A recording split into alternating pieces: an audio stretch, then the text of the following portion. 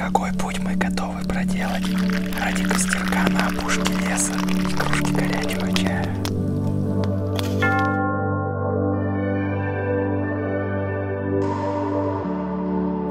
Хрень сейчас, по которой мы пойдем, это бобры плотину сделали.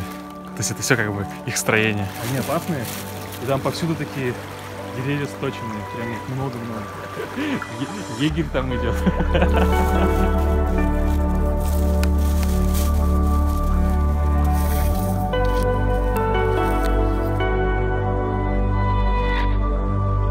Вооружившись дровами, камерами и отличным настроением, мы двинули в поисках укромного уголка.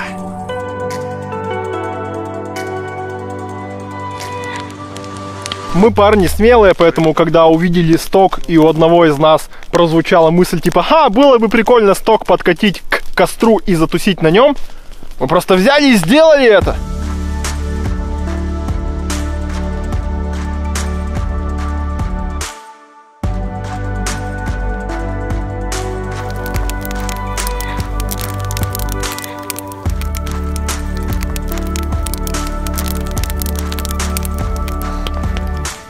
Привет!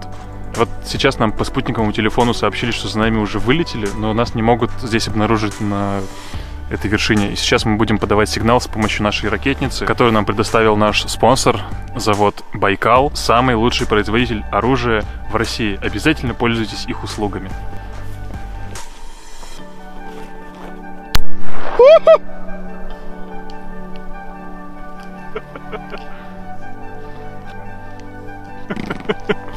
Меня глухо. Обязательно потушив костер, мы двинулись назад. На этом наше мини-приключение выходного дня закончилось.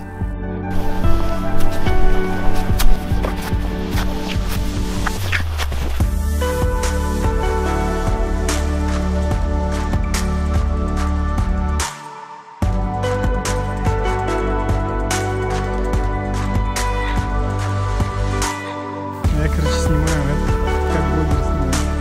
А любите ли вы путешествия и подобные простые, маленькие, лайтовые вылазки на природу, так же как мы?